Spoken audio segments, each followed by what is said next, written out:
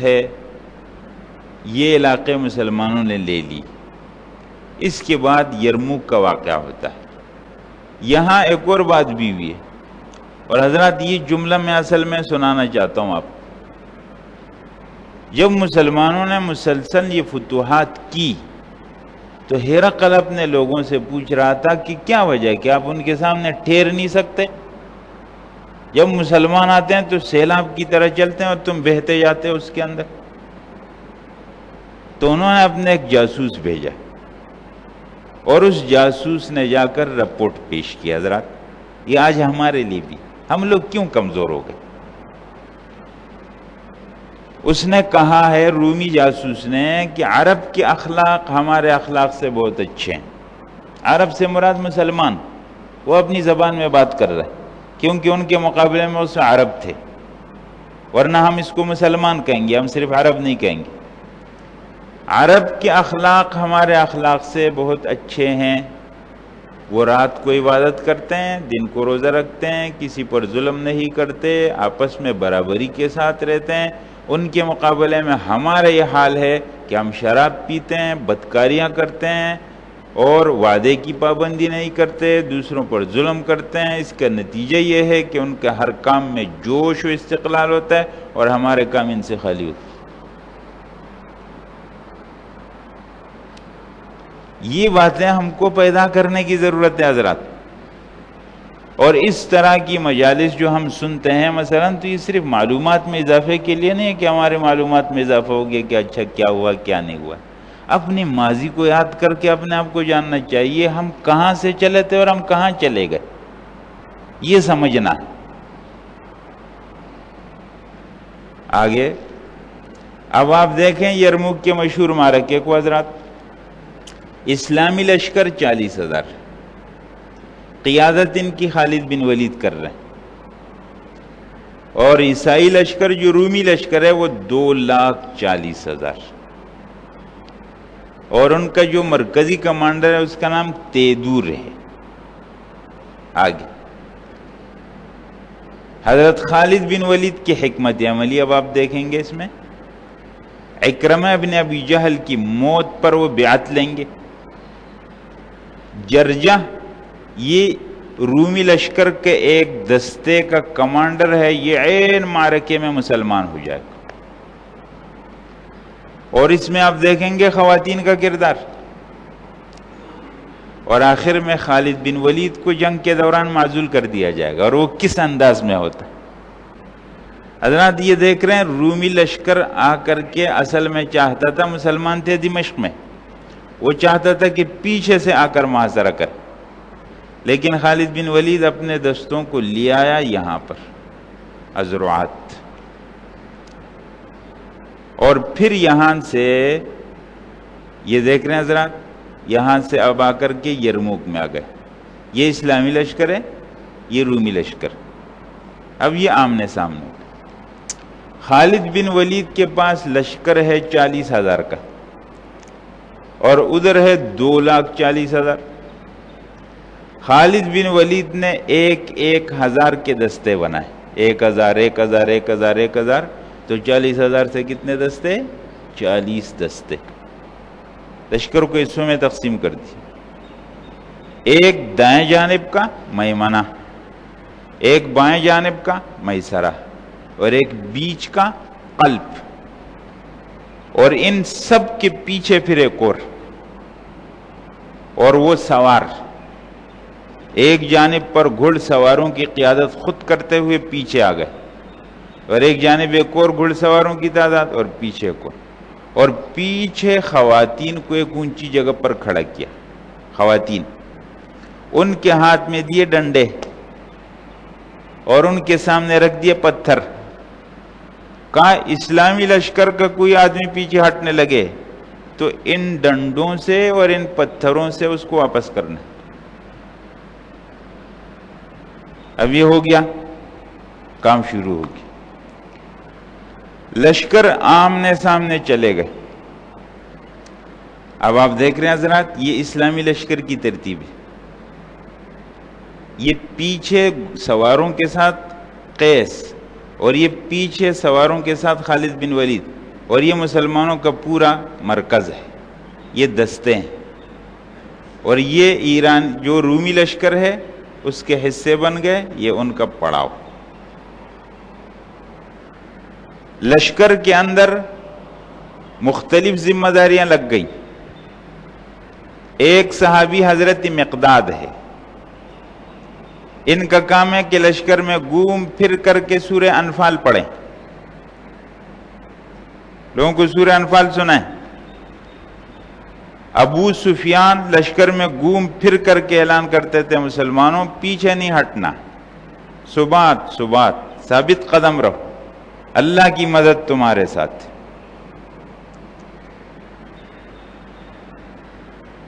اس طریقے سے یہ مختلف لوگ اپنا کام کر رہے تھے۔ اب یہ آمنے سامنے ہو گئے ہیں، مقابلے شروع ہوگی۔ یہ ہے ادھر سے مقابلہ پہلا شروع ہوا ہے، یہ رومی لشکر ہے اور یہ اسلامی لشکر ہے۔ معاذ ابن جبل اس کی قیادت کر رہے ہیں، جو دائیں طرف حصہ ہے، اور یہ لوگ آگے ہو گئے۔ اب مقابلہ، اب انہوں نے حملہ کر دیا ہے اور یہ مقابلے میں کھڑے۔ رومیوں نے جب حملہ کیا اور آمنے سام، تو پیچھے سے جا کر اپنے طریقے کے مطابق اسلامی لشکر کے جو مرکز تھا اس پر حملہ کر دیا، پیچھے سے جا کر دائیں طرف سے بھی آ گئے اور بائیں طرف، دونوں طرف سے جا کر کے پیچھے سے حملہ کر دیا۔ یہ انتہائی خطرناک ترتیب ہے۔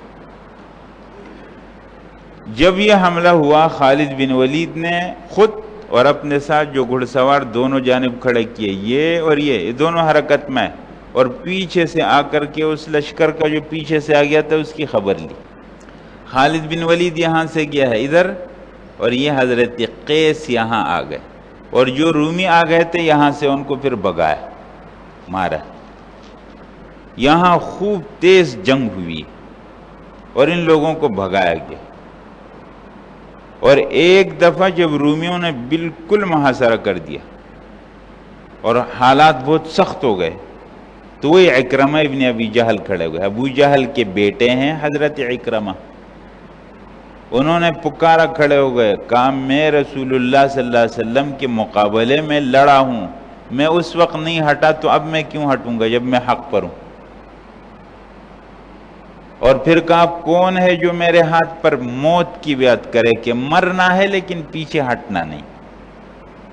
ان کے چچا تھے حارث ابن ہشام، ابو جہل کا بھائی، اور زرار ابن ازور ایک صحابی، بہت بہادر آدمی۔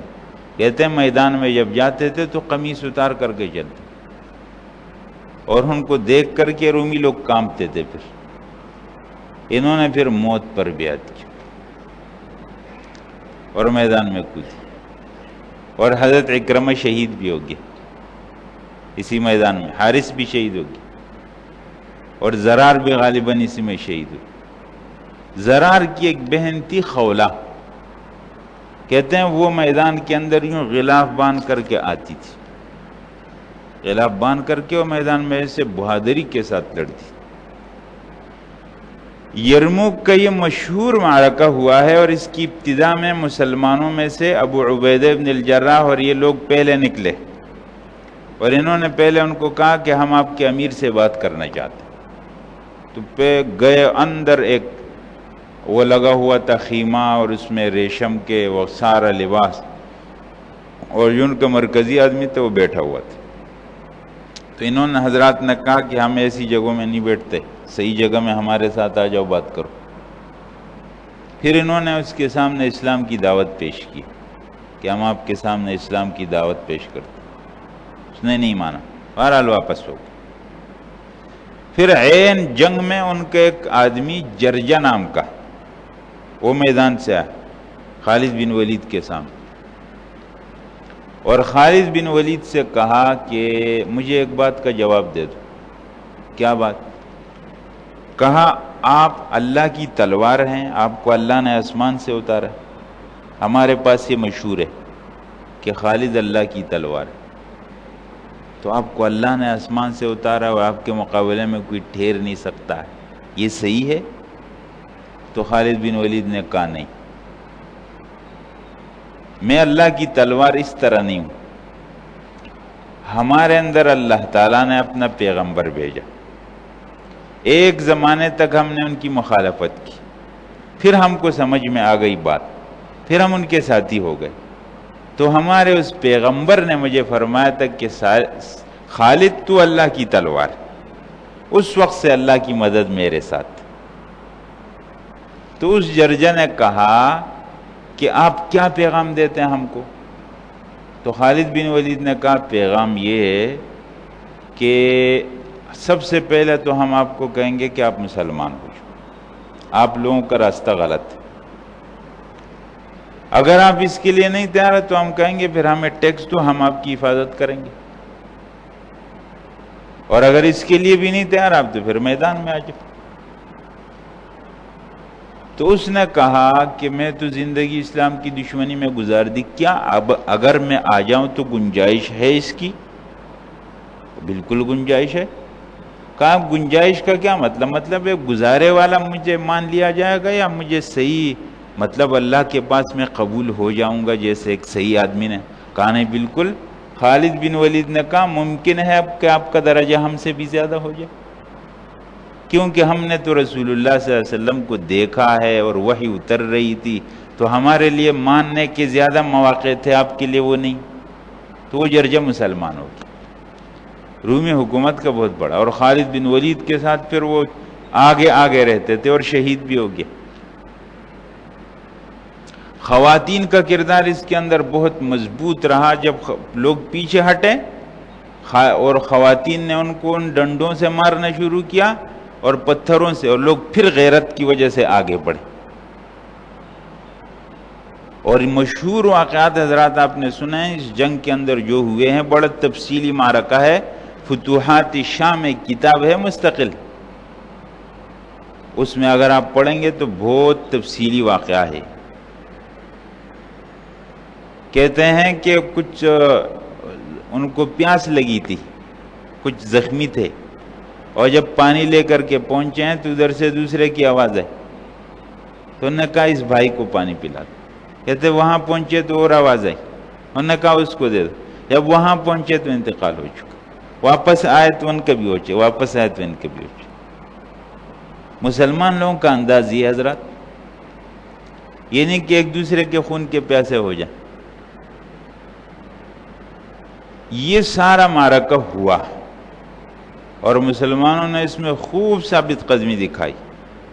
کافر لوگ اپنے آپ کو یوں زنجیروں سے باندھے ہوئے آئے تھے کہ پھر ہم بھاگے نہیں، یعنی مختلف حصے گروپ انہوں نے بنائے 10 آدمیوں کے اور زنجیر باندھی تاکہ کوئی بھاگے تو پورا اس کو باقی روک دے. لیکن جب یہ خوب معرکہ ہوا ہے اور یہ لوگ پھر بھاگے تو ایک خندق کے اندر سارے گر گئے. اور اس پورے معرکے کے اندر جو 2,40,000، اس میں تقریباً 1,70,000 رومی مارے گئے اور اس میں تقریباً 3,000 مسلمان مارے. 3,000 مسلمان. اللہ کی مدد اس طرح ہوتی. یہ آپ دیکھ رہے ہیں رومی اب شکست خوردہ بھاگ رہے ہیں اور مسلمان ان کا پیچھا کر رہے ہیں. اور اسلام کی تاریخوں میں ایک تاریخی معرکہ وہ یرموک کا معرکہ. یہاں آخری بات حضرات جو میں کہہ رہا ہوں کہ یہ معرکہ جاری تھا کہ مدینہ منورہ سے ایک قاصد آیا اور وہ خط لایا. اس خط میں 2 باتیں. ایک بات تو ہے کہ خلیفۃ المسلمین حضرت ابوبکر انتقال کر گئے، اور دوسری خبر اس خط میں یہ ہے کہ خالد بن ولید کو اس کے عہدے سے ہٹا دیا گیا ہے ابو عبیدہ بن الجرح. خالد بن ولید نے خط اپنے پاس رکھا، بتایا نہیں، کیونکہ عین معرکہ چل رہا تھا. معرکہ ختم ہوا ہے. اب یہاں پر بات ہوتی ہے کہ حضرت عمر نے خالد بن ولید کو بالکل نہیں ہٹایا، جو سپہ سالار تھے اس سے ہٹا کر کے نائب بنایا، اور اس کی اپنی وجہ ہے. خالد بن ولید بعض دفعہ بہت زیادہ خطرناک فیصلہ کر لیتے. تو حضرت عمر یہ سمجھتے تھے کہ ایسا نہ ہو کہ ان کی وجہ سے پوری جماعت کا نقصان ہو جائے، تو ان کو نائب بنا، یعنی امیر اب حضرت ابو عبیدہ کو بنا کہ فیصلہ ابو عبیدہ کا چلے، ورنہ مرکزی عملی طور پر حضرت خالد کر رہے تھے پھر بھی۔ تو انہوں نے خط دیا اور حضرت ابو عبیدہ بن الجراح نے اس خط کو پڑھا۔ کہتے ہیں مسلمان یرموک کی اس کامیابی پر خوش تھے، لیکن حضرت ابوبکر کی وفات کو سن کر کے ان سے اپنی خوشی بھول گئی، اور اسی معرکے کے اندر خالد بن ولید نے ابو عبیدہ بن الجراح کو کہا کہ اب آپ امیر ہیں، میں آپ کا ماتحت۔ بلکہ بعض کتابوں میں یہ لکھا ہے کہ یہ خط ابو عبیدہ بن الجراح کے پاس ہے، لیکن ابو عبیدہ بن الجراح نے اظہار نہیں کیا، اور خالد بن ولید کام کرتے رہے، ابو عبیدہ ان کے پیچھے نماز پڑھتے رہے، حالانکہ جو امیر ہوتا ہے وہی امام ہوتا ہے۔ معرکہ ختم ہونے کے بعد حضرت ابو عبیدہ نے ان کو خط بتایا، تو انہوں نے کہا پھر آپ امیر تھے اور آپ میرے پیچھے نماز پڑھ رہے تھے اور سب کچھ، کہا اس دنیا کے لیے تو ہم نہیں کر رہے تھے، ہم اللہ کے لیے کر رہے۔ تو یہ یرموک کا بہرحال حضرات میں نے بہت مختصر آپ کے سامنے بیان کیا ہے، بڑا تفصیلی، بڑا ایمان افروز معرکہ ہوا ہے، اور رومیوں کو اس کے اندر شکست فاش ہوئی۔